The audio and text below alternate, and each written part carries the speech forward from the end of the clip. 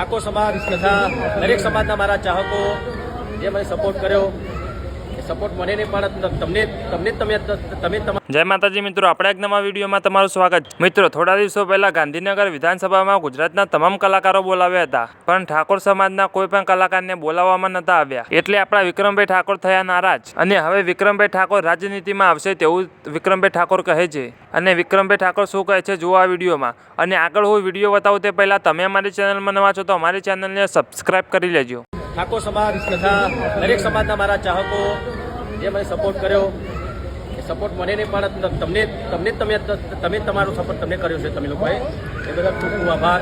ને આટલી મોટી સંખ્યામાં જ્યારે હું લાઈવ થયો ત્યારે દરેક સમાજના મારા ચાહકો, ઠાકોર સમાજ તો ખરો જ, દરેક લોકોએ મને ખૂબ પ્રેમ આપ્યો, સહકાર આપ્યો અને જે મારે વાત મૂકવી હતી એ મેં મૂકી અને આગળ શું થશે એ બધું તમે લોકો નક્કી કરવાનું છે।